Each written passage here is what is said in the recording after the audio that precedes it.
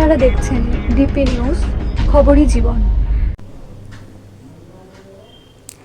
ব্রিগেডের শপথগ্রহণ অনুষ্ঠান বড় স্ক্রিনে লাইভ, যা দেখতে ভিড় শ্রীরামপুরবাসীর।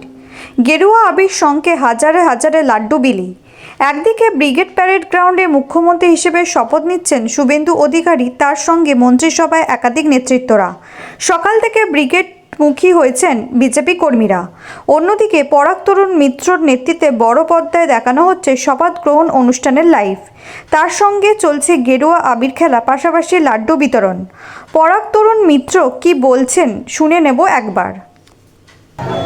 এটা তো আমাদের আনন্দের দিন, কারণ পশ্চিমবাংলাকে বাঁচানোর জন্য যে প্রয়োজনটা ছিল, যে ঝড়টা ছিল, যে সুনামির প্রয়োজন ছিল, সেটা মাননীয় শ্রমিক ভট্টাচার্যের নেতৃত্বে, পশ্চিমবাংলার নবমুখ্যমন্ত্রী শুভেন্দু অধিকারীর নেতৃত্বে এবং প্রধানমন্ত্রী নরেন্দ্র মোদীর, স্বরাষ্ট্রমন্ত্রী অমিত শাহর আশীর্বাদে বাংলার বিজেপির কর্মকর্তারা এবং সমস্ত কর্মীবৃন্দ প্রাণ উদযাপন করে, প্রাণ দিয়ে, প্রাণপণ খেটে বাংলার মানুষকে বুঝিয়ে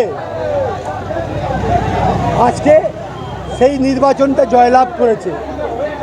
আর এই নির্বাচনের জয়লাভের পরিপ্রেক্ষিতে যে নব বিধানসভা আজকে গঠিত হচ্ছে, সেই আনন্দের মুহূর্তটাকে আমরা উৎসব হিসেবে পালন করছি। এই 15 বছর পর কেমন লাগছে? দারুণ সুন্দর উপভোগ করছি। সবচেয়ে বড় ব্যাপার, সিপিএমকে সবাই বলতো জগদ্দল পাথর। আমি মমতা ব্যানার্জি সরকারকে বলি 64 পিসি সরকার। আমি যেখানেই ভাষণ দিয়েছি, কথা বলেছি, আমি সবসময় বলতাম 64 পিসি, মানে একদিকে পাগলি আর একদিকে আমার আশা ছিল যে পশ্চিমবাংলায় তৃণমূল কংগ্রেস 64টা শেষ হয়ে যাবে। আমাদের দুর্ভাগ্য 80 পর্যন্ত পৌঁছেছে।